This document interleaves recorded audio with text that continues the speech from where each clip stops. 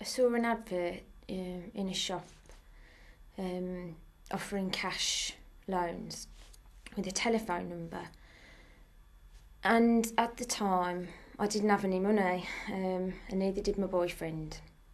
But it was Valentine's Day, so we just wanted to go out for a meal or something.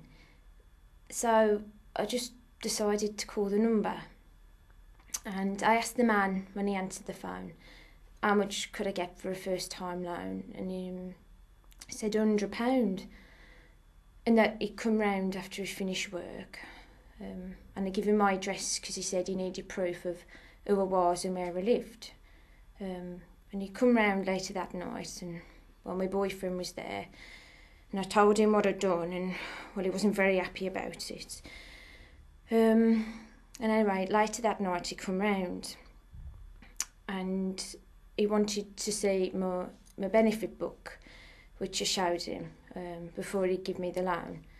And he said I could have the money, but I'd have to pay back £150, and it worked out at about, I think, £5 a week. And he said that, he collected on Mondays when, my benefit had come through. And he gave me the money, just give me the £100.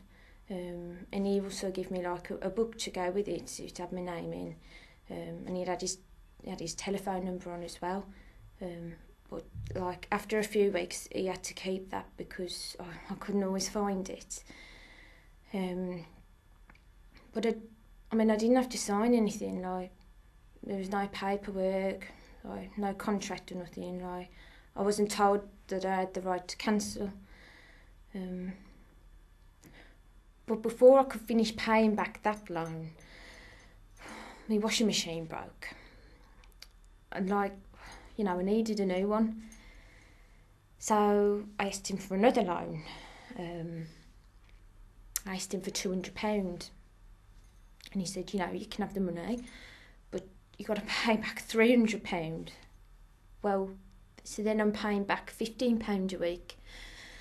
Which is £10 of the new loan and £5 on the old loan, £15 a week.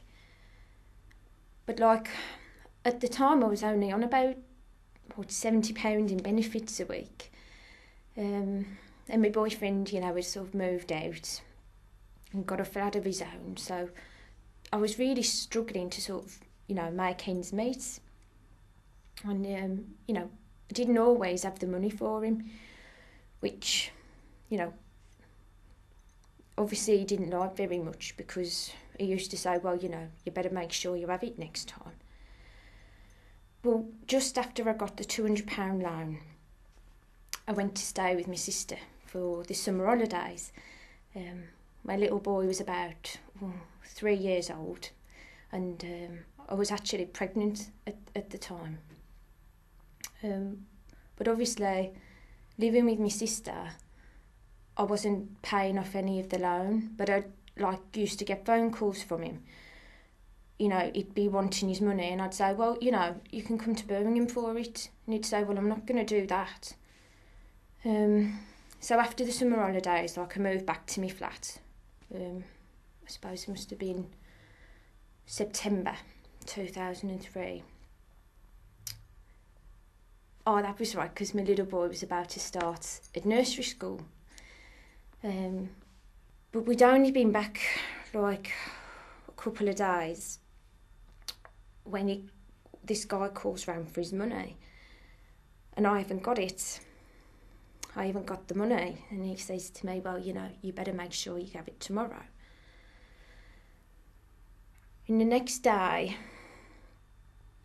I'm in my flat and I hear the entry buzzer go. So I looks out the window and I seen that his car was there. The car that he usually uses to collect the money was parked, where he usually parks it, on the main street. And I thought, I ain't answering the door. So I decided not to answer the door because I still don't have the money. And then I noticed that the car's gone. So I think, it's all right. it's all right to, go out. So as I'm walking out of the building, through the main entrance, and I've got my son with me, he's walking with me at the time, and this guy, he just leaps from the side of the building and he grabs me by the neck and he shoves me against the wall. And, he's shouting his head off at me about not paying this money back. And then I noticed, that his wife was with him.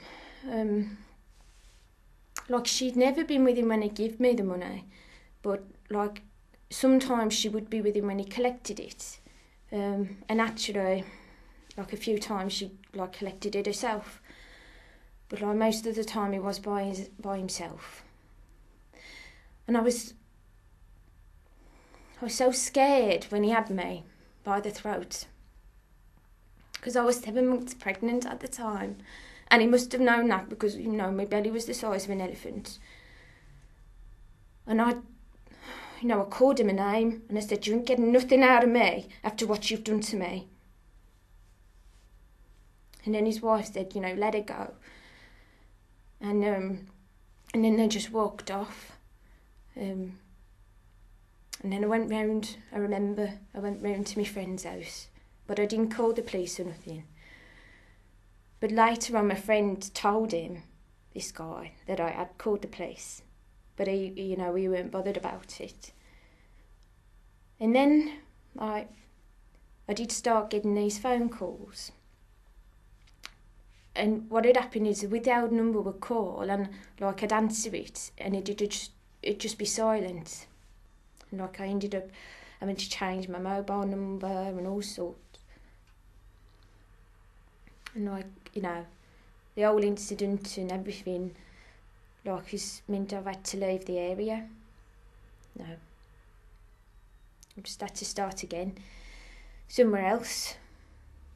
Just start again.